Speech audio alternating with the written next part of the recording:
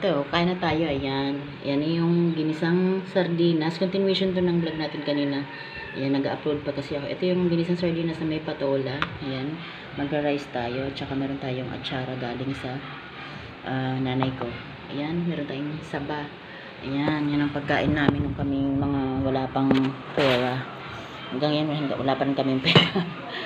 Ayan, Tito Mars, kain ako ng sardinas na meron patola. Ayan. Ginulay ko na yung patola na galing sa Bicol kasi masisira na siya. Kaya, sabi ko sa mga amiga ko, yung close friends ko, kunin na nila yung mga saging-saging dito kasi ayokong nasisiraan ng pagkain. Ipamimigay ko siya kasi ayokong, madali kasi isang mahinog eh. Hinog na nga yung mga saba, kaya ipamimigay natin sa ating mga amiga. Hindi naman natin yan mauubos, kaya mag-share tayo ng blessing. Ayun, hindi naman ako madamot, kaya kahit may bayad yan sa ay thank you nga pala, shoutout sa aking sa aming nag-drive nung gabi sa door to door, Ariel yung natatandaan ko, at saka yung isa pa na payat niyan. Shoutout sa inyo, maraming salamat sa paghatid sa akin dito sa Kabuyaw. Ayan, hindi ko nalilimutan yung mga tao na na may utang na loob din ako, kaya ayun, salamat sa inyo kasi mababait naman kayo. Ayun, shoutout sa inyo, thank you so much sa paghatid sa akin dito. Sa mga gusto pong mag door to door, ayun, yung may-ari po noon ay pinsan din namin, mga pamilyang Bukad sa side ng lola ko. Ayun, shoutout po sa mga family Bukad. Ayan, mga pinsan-pinsan ko, maraming salamat sa inyo. Sa may-ari po ng van, yun, pinsan daw namin, sabi ng ate ko, kasi nung time na bata pa kasi ako noon, kaya parang hindi niya ako kilala. Pero magpinsan kami kasi meron nga siyang picture ng lola ko, yung aside ng nanay ko. Ayan. Sa family Bukad, ayan, shoutout sa inyo guys. Mga kamag-anak namin yan sa Bicol. Maraming salamat sa may-ari ng namin na nasakyan namin. Safe kami nakauwi.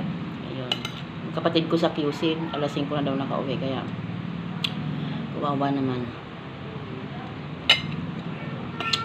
Yan, Tito Mars, ginisa ko siya sa patola ang aking sardinas. Ito yung continuation ng vlog ko kanina. Karugtong to. Ayan. Para sa iyo itong vlog na to, Tito Mars, masarap po ang sardinas, lalo na kumakain ako niyan at igisa lang na walang gulay, tapos nalagyan lang ng kalamansi. Ayun, pasok sa akin yan.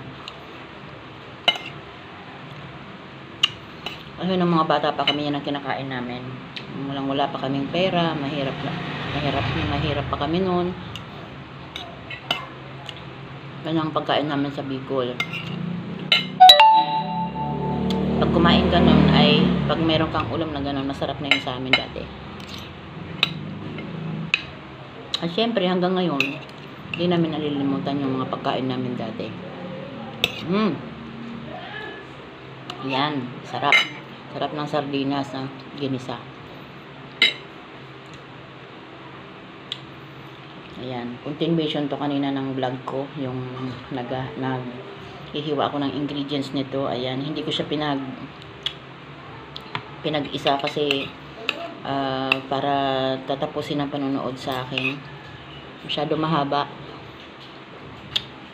kapag hindi ko siya hinati yung video, kaya ito na po yun. Tito Mars, ang sarap. Susunod yung mga ayaw mo pa iba-vlog ko. Nagkaroon tuloy ako ng idea na i-content yung iyong mga ayaw na pagkain. Kaya susunod yung mga ayaw mo na tuyo.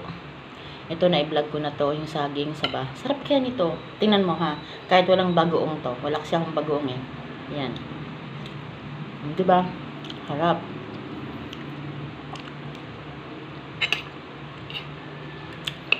Yan ang pagkain namin nung panahon wala kami.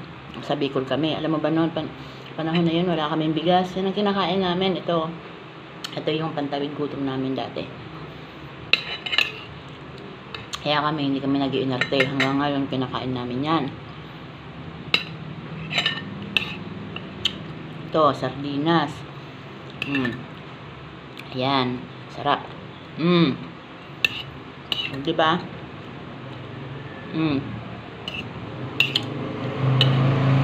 Wala kami stop yan sa buhay namin. Kaya ikaw, huwag kang nag-iinarte. Hindi porke nagkapera ka na, nakalimutan mo na yung mga pagkain na itawid yung buhay mo nung nakakaraang wala kang pera. Diba? Yun nga sa bahay ng nanay ko kahit may pambili ng LPG yung kapatid ko hindi na kami nag-LPG kasi free na yung mga panggatong ayun, nag-enjoy naman kami kakaluto dun sa gatong.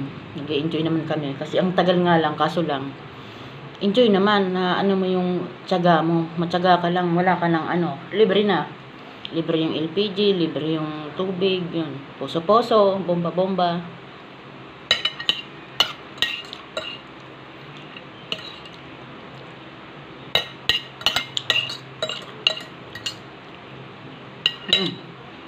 Tapos na akong kumain. Titigman natin